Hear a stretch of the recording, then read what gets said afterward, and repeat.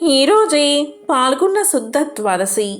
ఈ పాల్గొన్న శుద్ధ ద్వాదశిని నృసింహ ద్వాదశి అని పిలుస్తారు. పైగా శనివారంతో కలిసి వచ్చింది. ఈ పాల్గొన శుద్ధ ద్వాదశిని నరసింహ ద్వాదశి అని పిలుస్తారు.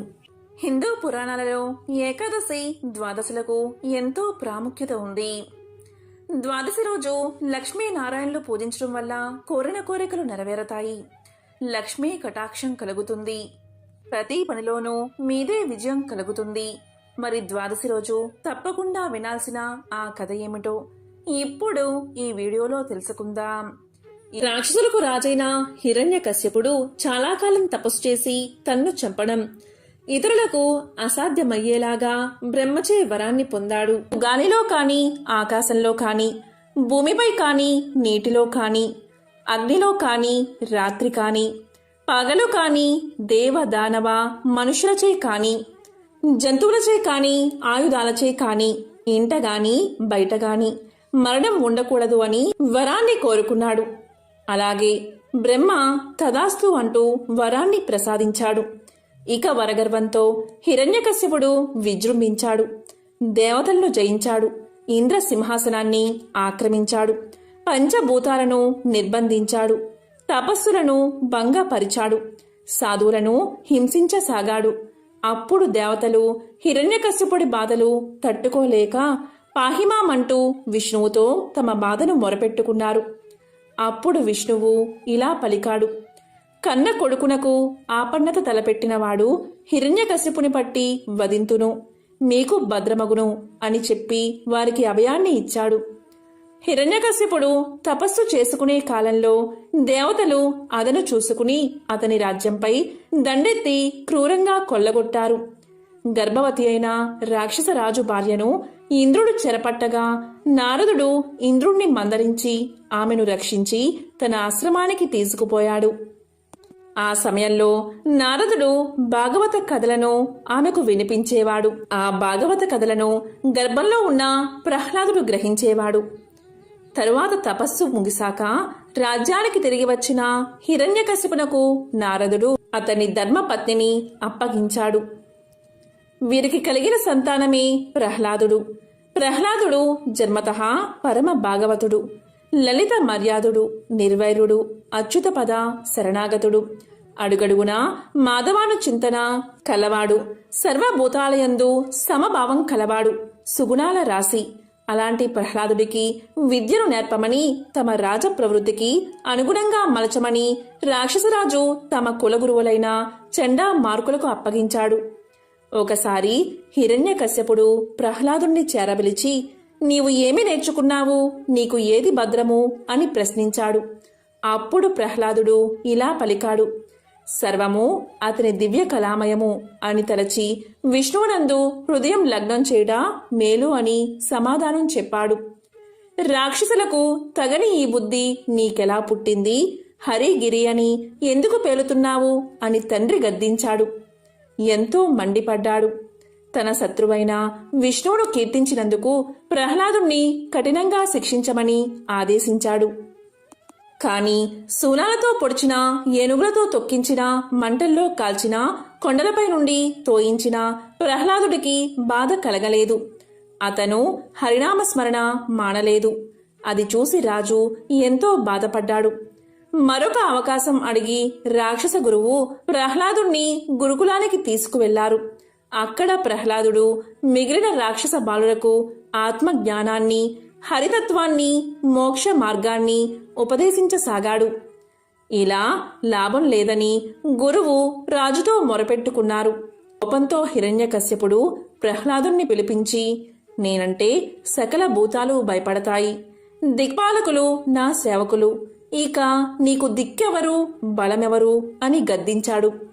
అప్పుడు ప్రహ్లాదుడు ఇలా సమాధానం చెప్పాడు: అందరికీ ఎవరు బలమో, అందరికీ ఎవరు దిక్కో ఆ విభుడే నాకు దిక్కు అన్నాడు.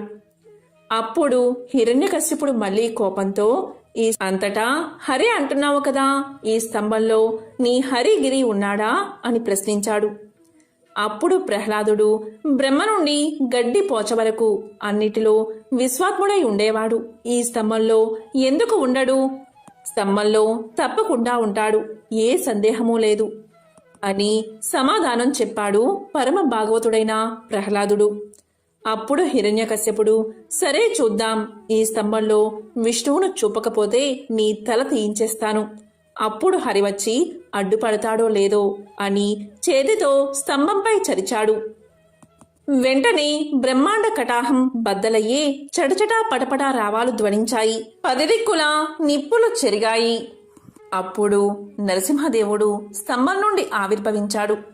ఇది నరమూర్తే కాదు, కేవల హరిమూర్తియు కాదు. అప్పుడు నరసింహదేవుడు భీకరంగా హిరణ్యకశ్యపుణ్ణి ఒడిసిపెట్టి తన ఒడిలో వేసుకుని వజ్రాల వంటి తన గోళ్లతో చీల్చి చెండాడాడు. ఇలా శ్రీహరి మనిషి జంతువు కాక నారసింహుని రూపంలో పగలు రాత్రి కాని సంధ్యాకాలంలో ప్రాణం ఉన్నవి లేనివి అని చెప్పలేని గోళ్లతో ఇంటా బయటా కాక గుమ్మంలో, భూమిపైన ఆకాశంలో కాక తన తొడపైన హిరణ్యకశ్యపుణ్ణి సంహరించాడు. బ్రహ్మవరము వ్యర్థం కాలేదు, ప్రహ్లాదుని మాట పొల్లు పోలేదు.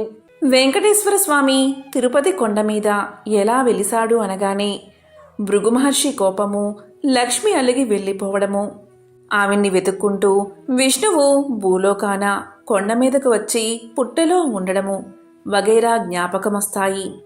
అది కాదట అసలు కథ. మరి ఆ కథ ఏంటి అంటే, తిరుపతికి 6 మైళ్ళ దూరంలో ఉన్న పేరూరు గ్రామంలో ఉండే పేరూరమ్మకు శేషాచలపతికి 7 కొడుకులు. వాళ్ళు పెద్ద ఓబులన్నా, చిన్న ఓబులన్నా, మద్ది లేటన్నా, పెంచుల నరసింహ, కదిరి నరసింహ, గోవిందరాజు, అలాగే వెంకటేశ్వరుడు. అన్నలు 6 మందికి తగిన చోటు దొరుకుతుంది. అందరికన్నా చిన్నవాడైన వెంకటేశ్వరుడు తాను నివసించడానికి తగిన స్థలం వెతుక్కోవడానికి తల్లి పేరూరమ్మ దగ్గర సెలవు తీసుకుని బయలుదేరతాడు. ఎంత వెతికినా తగిన స్థలం దొరకలేదు.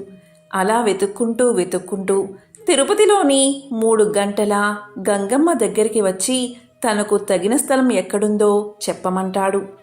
తనకు తగిన చోటు చూపిస్తే గంగమ్మకు సంవత్సరానికి ఒకసారి జాతర జరిపించి దున్నపోతుల్ని, కుంభాల్ని ఆహారంగా సమర్పిస్తానని చెప్తాడు. అప్పుడు గంగమ్మ 7 కొండల మీద గట్టి చోటు చూపించిందట. సరే, అయ్యవారు కొండకి కూర్చుంటే అమ్మవారు మరి తిరుచానూరులోనే ఎందుకు ఉండిపోయారు అనే సందేహం వస్తుంది కదా. దానికి ఒక కథ ఉంది. వెంకటేశ్వర స్వామికి అలవేలు మంగకు నారాయణవనంలో పెళ్ళయింది. కొన్నాళ్లకు అలమేలు మంగ కాపురానికి కొండకొస్తుంది. సంసారానికి కావలసిన వస్తువులన్నిటినీ సారెపెట్టెలో తెస్తుంది. ఆ వస్తువులన్నిటినీ చూసిన వెంకటేశ్వర స్వామి, కరివేపాకు తెచ్చావా అని ప్రశ్నిస్తాడు. అయ్యో మరచిపోయాను అని అలవేలు మంగ కరివేపాకు తేవడానికి వెనక్కి వెళ్తుంది. అప్పుడు వెంకన్న పొద్దు పోయే లోపల కొండకు చేరుకోవాలని, లేకపోతే పొద్దు పోయేటప్పుడు ఎక్కడ ఉంటే అక్కడే శిలగా మారి పూజలు అందుకుంటామని చెప్తాడు. ఇక అలవేలు మంగమ్మ గబగబా కొండ దిగి నారాయణవనం చేరుకుని కావలసినంత కరివేపాకు తీసుకుని త్వరగా కొండకొస్తూ ఉంటుంది. అయితే అలవేలు మంగమ్మ తిరుచానూరుకొచ్చేసరికి పొద్దు పోతుంది. అందువల్ల అమ్మవారు అలవేలు మంగమ్మ అక్కడే శిలైపోతుంది. దీంతో వెంకన్న ఎదురు వెళ్లి అలవేలు మంగమ్మను కరివేపాకు కోసం అడిగింది పైకెళ్లే దారిలో ఉన్న మోకాళ్ల పర్వతం దగ్గరట. అలవేలు మంగమ్మ అక్కడే సారెపెట్టెల్ని వదిలి ఆంజనేయ స్వామిని కాపలా పెట్టి కొండదిగి వెళ్ళిందట. అప్పట్నుంచి అక్కడే పడి ఉన్న సారెపెట్టెలు ఇప్పుడు కూడా అలాగే ఉన్నాయట. అమ్మవారు వస్తున్నారని ఆంజనేయుడు అక్కడే ఇతరులకు ఇప్పటికీ రాళ్ల రూపంలో కనిపించే ఆ సారెపెట్టెలకి కాపలా కాస్తూనే ఉన్నాడట. ఎంతో విశేషమైన ఈ కథను విన్నవారికి ఆ వెంకటేశ్వరుడి సంపూర్ణ అనుగ్రహం కలుగుతుంది. పూర్వకాలంలో తొండమాను చక్రవర్తి స్వామివారిని బంగారు తులసిదళాలతో పూజించేవాడు. కొంతకాలానికి తొండమాను చక్రవర్తికి ఎవరో కూడా నాలాగా స్వామిని పూజించి ఉండరు అనే గర్వం తలకు ఎక్కింది. ఈ విధమైన భావంతోనే ఒకరోజు శ్రీవారి ఆలయంలోకి ప్రవేశించే సమయానికి తాను పూజించిన బంగారు తులసిదళాలు పక్కకు తొయ్యబడి మట్టితో చేసిన పూలు స్వామివారి పాదాలపై వేయబడి ఉన్నాయి. అది చూసిన తొండమానుడు ఆశ్చర్యానికి లోనై స్వామివారిని ప్రార్థించాడు. అది ఆలకించిన స్వామి ఇలా పలికాడు, రాజా, నీవే కాదు, నాకు ప్రియమైన భక్తులు అనేక మంది ఉన్నారు. అటువంటి వారిలో భీముడు ఒకడు.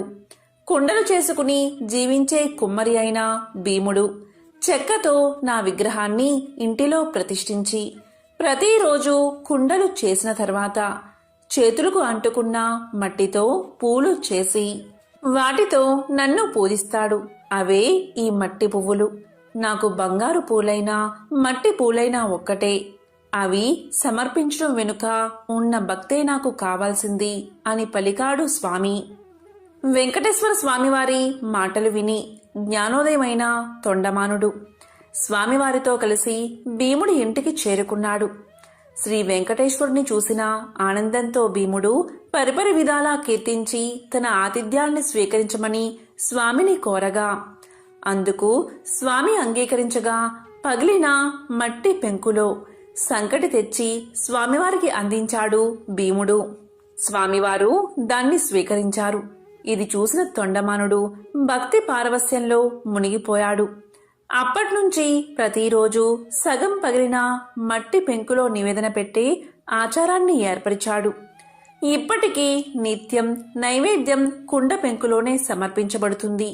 వివిధ రకాలైన పిండి వంటలు గంగాళాల కొద్దీ నైవేద్యంగా సమర్పించబడుతూ ఉన్నా అవన్నీ గర్భాలయానికి ముందున్న శయన మండపంలోనే నివేదిస్తారు. ఒక్క ఓడు నైవేద్యం మాత్రం గర్భాలయంలోకి తీసుకువెళ్లి నివేదిస్తారు. ప్రతిరోజు నివేదన కొరకు కొత్త కుండ పెంకునే ఉపయోగిస్తారు. అందువల్లే స్వామివారికి తోమని పల్లాలవాడు అనే పేరు ఏర్పడింది. కాగా కుమ్మరి భీముడు కురువతి నంబిగా ప్రసిద్ధి చెందాడు. భక్తులు కోరిన కోరికలు నెరవేరుస్తూ ఎంతో ప్రసిద్ధి చెందిన వెంకటేశ్వర స్వామివారిని శ్రీహరి, ఏడుకొండలవాడు, వడ్డీ కాసులవాడు, గోవిందుడు అని పిలుస్తారు. అయితే స్వామివారిని దర్శించుకునే భక్తులు తప్పనిసరిగా స్వామివారిని గోవింద గోవింద అనే పేరుతో పూజించడం మనం చూస్తున్నాము. అయితే స్వామివారిని ఈ విధంగా గోవింద అనే పేరుతో పూజించడానికి గల కారణమేమిటి, ఈ పేరు వెనుక ఉన్న కథ ఏమిటి అనే విషయాలను ఇప్పుడు తెలుసుకుందాం. పురాణాల ప్రకారం ఒకరోజు శ్రీ వెంకటేశ్వర స్వామి అగస్త్య మహర్షి యొక్క ఆశ్రమానికి వెళ్లి నన్ను శ్రీనివాసుడు అని పిలుస్తారు. మీ ఆశ్రమంలో చాలా గోవులు ఉన్నాయి కదా, నాకు ఒక గోవు కావాలి అని అడగడంతో అందుకు అగస్త్య మహాముని చాలా సంతోషించి ఇలా పలికారు, స్వామి, నేను మీకు గోవులను ఇవ్వడానికి నాకు ఎలాంటి అభ్యంతరమూ లేదు. కానీ వేదాల ప్రకారం పత్ని లేనిదే గోదానం చేయకూడదు. కనుక మీరు సతీ సమేతంగా వస్తే సంతోషంగా మీకు గోదానం చేస్తాను అని చెప్పడంతో శ్రీనివాసుడు అక్కడి నుంచి వెళ్ళిపోతాడు. అయితే ఆశ్రమంలో అగస్త్యుడు లేని సమయంలో శ్రీనివాసుడు పద్మావతిని వెంట తీసుకుని ఆశ్రమానికి వెళ్లి అగస్త్యుడి శిష్యుణ్ణి, నన్ను మీ గురువుగారు రమ్మన్నారు, గోదానం చెయ్యాలంటే సతీ సమేతంగా రమ్మని చెప్పారు. మీ గురువుగారి ఆజ్ఞ మేరకు సతీ సమేతంగా వచ్చాను, నాకు గోవు ఇవ్వు అనడంతో అందుకు ఆ శిష్యుడు తన గురువు లేనిదే గోవులు ఇవ్వడానికి నిరాకరించాడు. మీరు గురువు ఉన్నప్పుడు రావాల్సిందని సూచించాడు. ఈ మాట విన్న శ్రీనివాసుడు ఎంతో కోపంతో తిరుమల కొండవైపు నడుచుకుంటూ వెళ్లసాగాడు. అప్పుడే ఆ సమయానికి ఆశ్రమానికి వచ్చిన అగస్త్యుడితో శిష్యులు జరిగిందంతా చెప్పగా దాంతో అగస్త్యుడు తన శిష్యులతో పాటు మరికొంతమందిని గోవును తీసుకుని శ్రీనివాసుడి దగ్గరికి బయలుదేరతాడు. ఆ సమయంలో స్వామిని కొంత దూరం నుంచి చూసిన అగస్త్యుడు స్వామి అని పిలిచినా అప్పటికీ స్వామివారు కోపంతో అతని మాటలు పట్టించుకోలేదు. ఈ క్రమంలోనే మళ్లీ అగస్త్యుడు గోవా ఇందా అని చెబుతాడు. గోవా అంటే ఆవు, ఇందా అంటే ఇదిగో అని అర్థం. అలా గోవిందా గోవిందా అని పిలవడంతో ఆ పేరు గోవిందగా మారి స్వామివారిని గోవింద నామస్మరణ చేస్తూ భక్తులు పూజిస్తున్నారు. తిరుమలలో పూసిన ప్రతి పువ్వు స్వామి పాదాల చింతకు చేరాలి అనుకుంటుంది. శ్రీవారి తోమాల సేవలో మురవాలి అనుకుంటుంది. స్వామి గుండెలపై ఒదిగిపోవాలి అనుకుంటుంది. శ్రీవారి సొగసైన ముఖంపై గెడ్డం మీద పచ్చ కర్పూరాన్ని ఎందుకు అద్దుతారు? అక్కడ స్వామిని ఎవరు కొట్టారు? తిరుమల ఆలయంలో మహాద్వారానికి కుడివైపున కనిపించే గుణపం కథ ఏమిటి? తిరుమలలో స్త్రీలు పువ్వులు ఎందుకు పెట్టుకోరు? ఈ ప్రశ్నలంటికి ఒకే సమాధానం: అనంత ఆళ్వారులు. శరణుజొచ్చిన భక్తులపై ఆ వెంకటాచలపతి ఎంతటి దయావర్షం కురిపిస్తారో చెప్పే కథే ఇది. అనంతాచార్యుల చరితం నిష్కల్మషమైన భక్తికి తార్కాణం. తిరుమలలో పూసిన ప్రతి పువ్వు స్వామి పాదాల చెంతకు చేరాలి అనుకుంటుంది. ఇలాగే స్వామి సేవలో తరించి ఆయన పాదాల మీద రాలిన గొప్ప భాగవోత్తముడు అనంత ఆళ్వారులు. అనంత ఆళ్వారుల గురించి తెలుసుకోవడం అంటే భక్తులపై శ్రీనివాసుడి అనంతమైన ప్రేమ, వాత్సల్యం గురించి తెలుసుకోవడమే. శ్రీరంగంలో భగవత్ రామానుజుల శిష్యులే అనంతాచార్యులు. ఒకనాడు రామానుజులు అనుగ్రహ భాషణం చేస్తూ తిరుమలలో అలంకార ప్రియుడైన శ్రీనివాసుడికి పుష్ప కైంకర్యాలు సక్రమంగా జరగడం లేదని ఆవేదన వ్యక్తం చేశారు. కాని దట్టమైన అడవులు, క్రూర మృగాలు, విషసర్పాలు సంచరించే శేషాచల కొండల్లో ఎవరు ఉండగలరు? అక్కడ చెరువు తవ్వి బృందావనం తయారు చేసి పుష్పసేవ ఎవరు చేస్తారు? ఈ విధంగా గురువు రామానుజుల మనసులోని బాధను అర్థం చేసుకున్న శిష్యుడైన అనంతాచార్యుడు తాను వెళ్లి వెంకటాచలపతికి పుష్ప కైంకర్యాలు సమర్పిస్తాను అన్నారు. గురువుగారికిచ్చిన మాట ప్రకారం గర్భవతి అయిన భార్యను తీసుకుని తిరుమలకు చేరారు అనంత ఆళ్వారులు. రావడంతోనే పూలతోట పనులు ప్రారంభించారు. అనంత ఆచార్యుల వేదానికి స్వేదానికి శ్రీవారు కదిలిపోయాడు, కరిగిపోయాడు. భార్యతో కలిసి చెరువు తవ్వుతున్న బక్కపల్చిని అనంతాచార్యుల దగ్గరకు సాక్షాత్తు శ్రీనివాసుడే ఒక బాలుడి రూపంలో వచ్చాడు. నీకు నేను సహాయం చేస్తాను అన్నాడు. కాని పసిబాలుడితో పని చేయించుకోవడం ఏమిటి అని అనంతాచార్యుల వారు వద్దని వారించారు. బాలుడు ఎంత బతిమాలినా వద్దన్నారు. కాని అనంత ఆచార్యులకు తెలియకుండా ఆయన భార్యకు చెరువు తవ్వడంలో సాయం చేస్తూ ఉన్నాడు ఆ బాలుడు. ఆ దృశ్యం చూసిన అనంత ఆచార్యులకు కోపం కట్టలు తెంచుకుంటుంది. సాయం వద్దని చెప్పినా ఎందుకు చేస్తున్నావంటూ బాలుణ్ణి తరుముతారు. పట్టరాని కోపంతో బాలుడిపై గుణపం విసురుతారు. మర్నాడు పుష్ప కైంకర్యం కోసం ఆనంద నిలయానికి వెళ్లిన అనంత ఆళ్వారు స్వామి గడ్డం నుంచి రక్తం రావడాన్ని గమనించి బాలుడి రూపంలో వచ్చింది శ్రీవారే అని గ్రహించి తల్లడిల్లిపోయారు. వెంటనే వెంకటనాథుడి గడ్డానికి పచ్చ కర్పూరాన్ని అద్దుతారు. ఇప్పటికీ ఈ ఆచారం తిరుమలలో కొనసాగుతుందని చెబుతారు. అలా తిరుమల ఆలయంలో నిత్యం పుష్ప కైంకర్యం చేసిన పరమభక్తుడే అనంత ఆళ్వారు. తిరుమలలో స్వామివారికి నిత్యం పూలు సమర్పించి సేవ చేసుకునే భాగ్యం పొందిన తొలి భక్తుడే అనంత ఆళ్వారు. గురు రామానుజుల ఆదేశాలతో శ్రీవారికి పుష్ప కైంకర్య విధానాన్ని అమలు చేసింది అనంత ఆచార్యులే. శ్రీవారి సేవ కోసం పూల సాగుకు అనంత ఆళ్వారు ఏర్పాటు చేసిన పూలవనాన్ని అనంత ఆళ్వారు తోటగా పిలుస్తారు. మల్లెలు, మందారాలు, చామంతులు, సంపెంగలు, కలువలు, కనకాంబరాలు, గులాబీలు, నంది వర్ధనాలు, బిల్వదళాలు, తులసి దళాలతో ఈ నందనవనం అలరాడుతూ ఉంటుంది. ఇప్పటికీ అనంతాచార్యుల వంశీయులు స్వామికి నిత్యం పుష్ప కైంకర్యాలను సమర్పిస్తున్నారు. తిరుమల ఆలయంలో పడి కావలి మీదుగా ఆలయ ప్రవేశం చేసినప్పుడు కుడివైపున గోడకు తగిలించి ఉన్న గడ్డపారును చూడగాని అనంత ఆళ్వారులు గుర్తుకు వస్తారు. అలాగే సొగసైన స్వామి ముఖంపై చుబుకానికి అద్దిన పచ్చ కర్పూరాన్ని చూసిన అనంత ఆళ్వారుల అమాయకమైన భక్తి మదిలో మెదులుతుంది. శరణాగతి తత్వానికి ప్రతీకగా నిలిచింది అనంత ఆళ్వారుల జీవితం. స్వామికి సంబంధించిన మరొక విశేషమైన కథను ఇప్పుడు విందాం. పూర్వకాలంలో అవంతి దేశంలో భాగ్యనగరము అనే పట్టణం ఉండేది. పేరుకు తగినట్లుగానే ఆ పట్టణంలో భాగ్యవంతులకు కొదువలేదు. అయితే వారు తమ తమ సంపదలను చూసుకుని గర్విస్తూ మిగిలిన సామాన్యులను అతి హీనంగా చూసేవారు. ఆ ఐశ్వర్యమంతా తమ గొప్పే అని తెలుస్తూ నిత్యం పూజలు కాదు కదా, విశేష రోజుల్లో కూడా ఏ పూజలు చేసేవారు కాదు. అప్పుడు శ్రీమన్నారాయణుడికి వీరందరికీ జ్ఞానోదయం కలిగించాలని తోచింది. ఒక రోజున ధనవంతులందరూ విందు వినోదాల్లో మునిగి తేలుతున్నారు.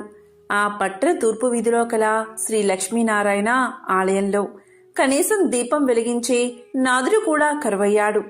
ఆ రోజు తొలి ఏకాదశి, అత్యంత పర్వదినం. కాని ఆ పట్టణంలో ఒక్కరు కూడా ఆ ఆలయానికి పూజాధికాలు నిర్వర్తించాలని ఆలోచించలేదు. సాయంత్రం ఉన్నట్టుండి దట్టమైన మబ్బులు కమ్ముకున్నాయి. బ్రహ్మాండమైన కుంభవృష్టి. వ్యాపారులందరి ఇల్లు నీట మునిగిపోసాగాయి. అంతా గాఢాంధకారం. తెల్లవారేసరికి ఊరంతా నేలమట్టమైంది. వ్యాపారుల ఇళ్లన్నీ కూలిపోయాయి. ఐశ్వర్యాలన్నీ పోయి చివరికి కట్టుబట్టలతో మిగిలారు. ఎందుకీ ఉపద్రవం, ఎందుకీ జలప్రలయం, ఎవరికీ అంతుబట్టలేదు. అంతలో వారికి ఒక విశేషం కనిపించింది. ఊరి చివరన ఉండే పూరిపాకలు చెక్కు చెదరకుండా ఉన్నాయి. వారికి ఆశ్చర్యం కలిగింది. ఎంత కుంభవృష్టిలోనూ ఈ పూరిపాకలు ఎలా ఉన్నాయి అని వారిలో వారు అనుకుంటూ ఉండగా ఇంతలో ఒక పెద్ద మెరుపు మెరిసింది. అప్పుడు ఆకాశవాణి ఇలా పలికింది, ఓ మూర్ఖులారా, మీ సంపదలన్నీ మీ గొప్పదనమని భావిస్తూ ఉండడం వల్లే ఇలా జరిగింది. ఆ పూరి గుడిసెలో నివసించే దేవయ్య నాకు ప్రియ భక్తుడు. అతి సామాన్యుడైన దేవయ్య ప్రతిరోజు మీ ఊరిలోని శ్రీ లక్ష్మీనారాయణ ఆలయంలో దీపం వెలిగిస్తున్నాడు. అంతేకాక ప్రతి ఏకాదశి నాడు తనకు వీలున్నంతలో శ్రీ వెంకటేశ్వర వ్రతకల్పాన్ని నిర్వర్తిస్తున్నాడు. ఆ వ్రత ఫలితంగానే తనతో పాటు ఆ గుడిసెలోని వారందరూ రక్షించబడ్డారు. మీరందరూ కూడా ఆ వ్రతం ఆచరిస్తే మీ ఐశ్వర్యాలను తిరిగి పొందగలరు అని వినిపించింది. వెంటనే వారందరూ ఆ ఆలయానికి వెళ్లి తక్షణమే అందరూ తలొక పనికి పూనుకుని శ్రీ వెంకటేశ్వర వ్రతకల్పాన్ని ఆచరించారు. ఆ వ్రత ఫలితంగా అందరి గృహాలు పూర్వరూపంలో కనిపించాయి. అది మొదలుగా ఆ వర్తకులందరూ శ్రీవారి భక్తులై ప్రతి ఏకాదశి నాడు శ్రీ వెంకటేశ్వర వ్రతకల్పాన్ని ఆచరిస్తూ బతికి ఉన్నంతకాలం సుఖ సౌభాగ్యాలతో ఉండి చివరికి ముక్తిని పొందారు అని శ్రీ వశిష్ఠుల వారు వివరించారు. కలియుగానికి చాలా పూర్వం సమస్త ఋషులు కలిసి కశ్యప మహర్షి నేతృత్వంలో సమాజ శ్రేయస్సు కోసం ఒక గొప్ప యాగాన్ని అంటే మహాయజ్ఞాన్ని చెయ్యాలని సంకల్పిస్తారు. ఇది మహాయజ్ఞం కావడంతో త్రిమూర్తులలో ఒకరిని ముఖ్య అతిథిగా ఆహ్వానించాలని ఋషులు భావిస్తారు. ఈ సమయంలో నారద మహర్షి తన ప్రయాణ సమయంలో భూమిపైకి వచ్చి ఋషులు చెయ్యబోయే మహాయజ్ఞం గురించి తెలుసుకుంటాడు. అప్పుడు నారదుడు ఇలా పలుకుతాడు, ఓ మహారుషులారా, ఈ యాగంతో మీరు ఎవరిని సంతోష పెట్టబోతున్నారు? మీరు పవిత్రమైన త్రిమూర్తులలో అత్యంత ఉన్నతమైన వ్యక్తిని సంతోషపెట్టబోతున్నారా? పవిత్ర త్రిమూర్తులలో ఎవరు పరమేశ్వరుడు అన్న ప్రశ్నకు ఋషులు అయోమయానికి లోనవుతారు. దీంతో వారు త్రిమూర్తులలో ఉన్నతమైన వ్యక్తిని యాగానికి ఆహ్వానించాలని తలపోస్తారు. లోక కళ్యాణం కోసం యజ్ఞం తలపెట్టిన మహర్షులు త్రిమూర్తులలో గొప్పవారెవరో నిర్ణయించమని భృగు మహర్షిని పంపుతారు. అరికాలిలో నేత్రం కారణంగా తనకు గల శక్తి పట్ల గర్వితుడై ఉన్న భృగు మహర్షి తొలుత సత్యలోకానికి చేరుకుంటాడు. అక్కడ సత్యలోకంలో వేదగానం చేస్తూ బ్రహ్మదేవుడు, ఆయన గాత్రానికి వీణానాదాన్ని అందిస్తూ సరస్వతీదేవి సంగీతంలో సంలీనులై ఉన్నారు. ఆలు మగలిద్దరూ ఒకే అనుభూతిలో లయించి ఉండగా ఆ అనునాదం అనంతమై విస్తరించింది. భృగువు రాక వారిని ఆటంకపరచలేదు. దాంతో వారు ఆయన రాకకి స్పందించలేదు. దీంతో కోపగించిన భృగువు బ్రహ్మకు భూలోకంలో ఆలయాలు ఉండవని శపిస్తాడు. ఇక అక్కడ్నుంచి కైలాసానికి వెళ్తాడు. కైలాసంలో శివ పార్వతులు నాట్యంలో లీనమై ఉన్నారు.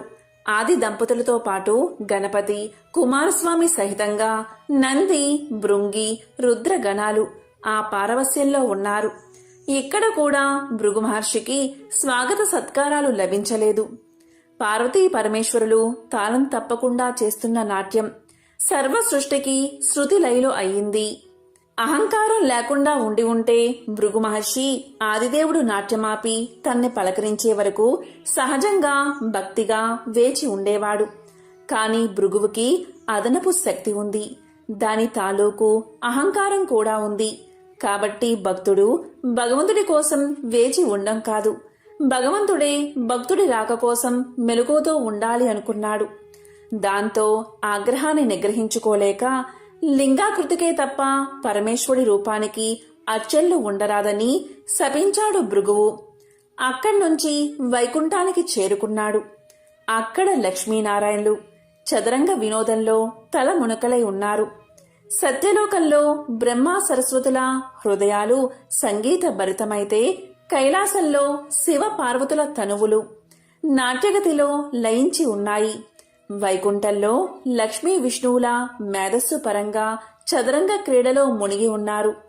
సృష్టి స్థితి లయకారులం కదా అని త్రిమూర్తుల్లో ఎవరూ ఇల్లాలితో గడపడానికి సమయం లేదు, సమయం లేకుండా ఉన్నాం అనలేదు, అనుకోలేదు.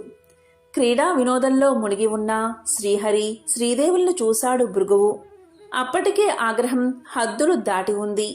కాలెత్తి మహావిష్ణువు వక్షస్థలంపై ఒక్క తన్ను తన్నాడు.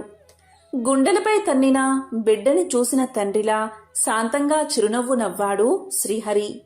భృగువుని బుజ్జగిస్తూ అతిథి సత్కారాలతో ఆజ్ఞపాద్యాలు సమర్పిస్తూ భృగువు అరికాలిలోని నేత్రాన్ని చిదిమేశాడు. అప్పటికి కాని భృగు మహర్షికి తలకెక్కిన అహంకారం మహమ్మారి దిగిపోలేదు. చేసిన తప్పిదాలు తెలిసి రాలేదు. పోగొట్టుకున్న తపశ్శక్తి నష్టం అర్థం కాలేదు. దాంతో దిమ్మ తిరిగి వాస్తవంలోకి వచ్చి పడ్డాడు భృగువు. దుఃఖిస్తూ శ్రీహరి పాదాలపై పడ్డాడు. ఆ పైన పశ్చాత్తాపంతో తపోవనానికి తరలిపోయాడు. అతన్ని ఆశీర్వదించి తిరిగి చూసిన శ్రీహరికి ఎదురుగా శోకమూర్తి అయి శ్రీలక్ష్మి నిలిచి ఉంది.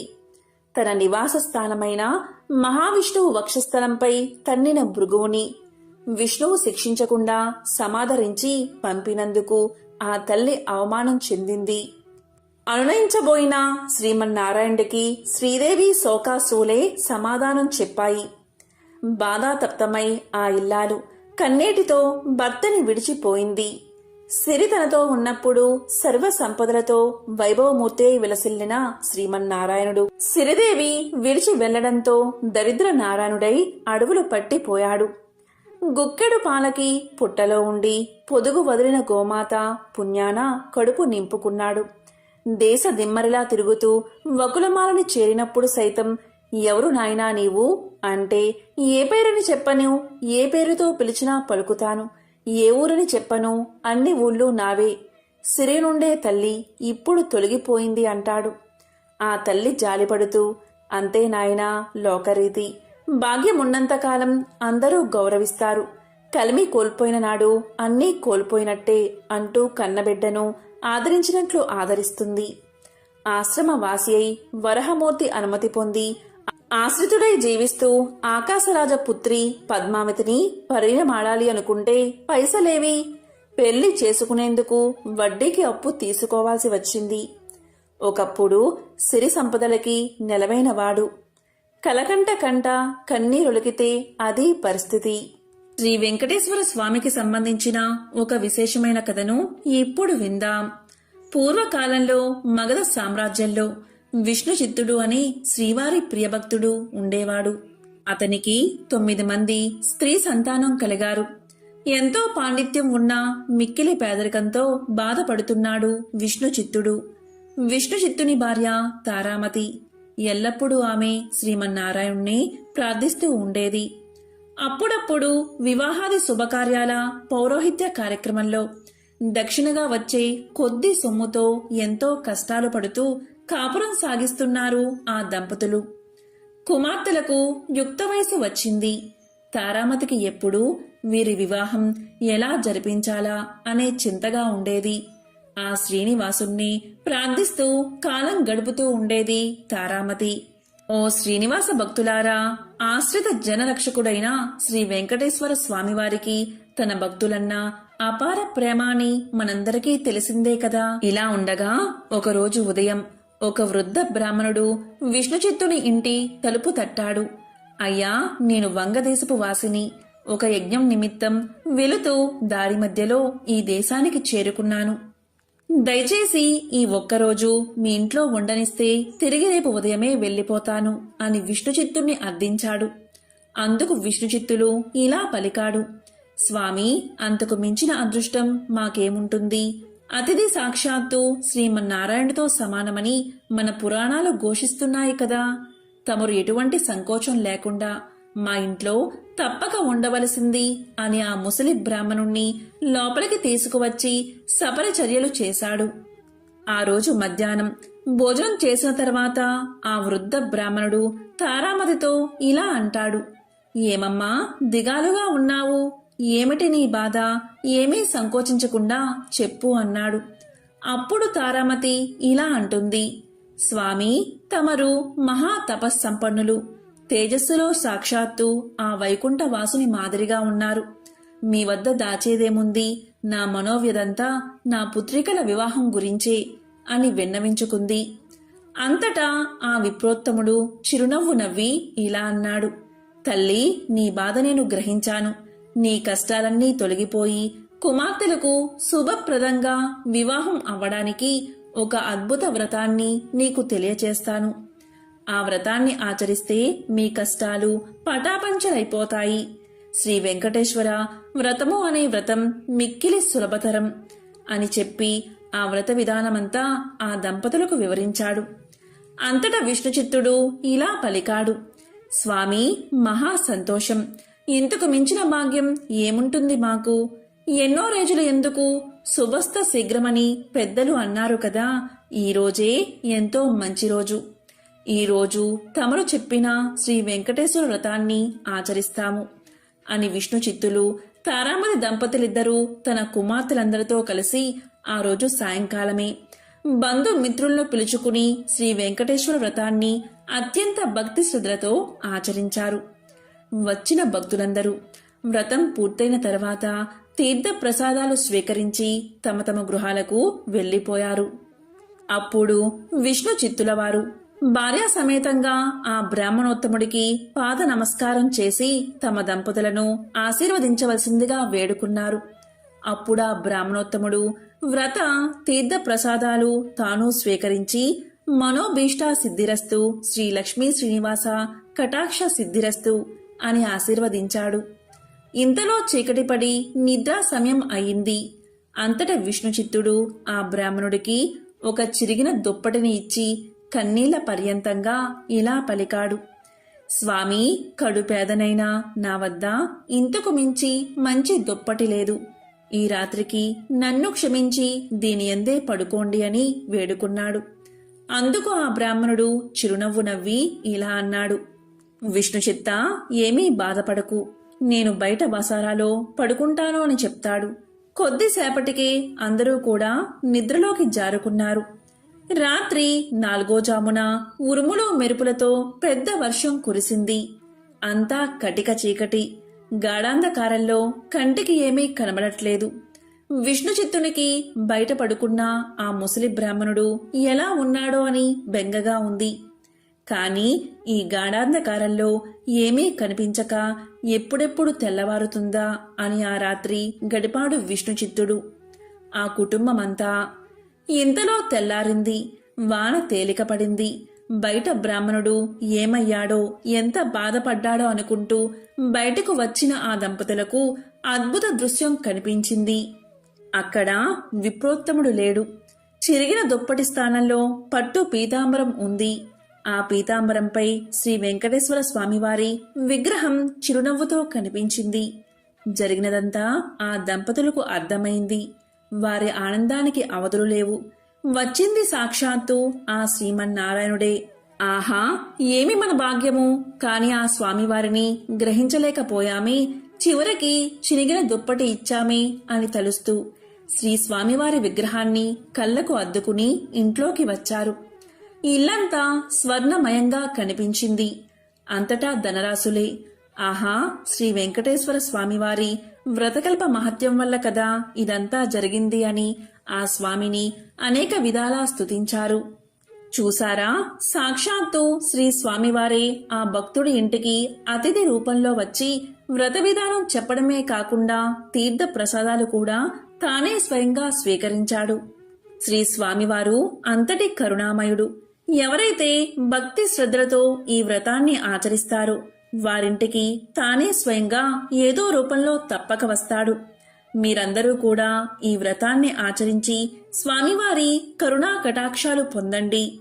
శ్రీ లక్ష్మీ శ్రీనివాస కటాక్ష సిద్ధిరస్తు అని విశ్వామిత్రుల వారు ముళ్లకు తెలియచేశారు. శ్రీ వెంకటేశ్వరాయ నమః అనేది వెంకటేశుడి మంత్రం. ఈ అష్టాక్షరి మంత్రం గురించి మాతృశ్రీ వెంగమాంబ రాసిన శ్రీ వెంకటాచల మహత్యం అన్న గ్రంథంలోని తృతీయ ఆశ్వాసం 177వ పుటలో శ్రీ వెంకటేశ్వరాయ నమః అనే అష్టాక్షరి మంత్రం గురించి ప్రస్తావించారు.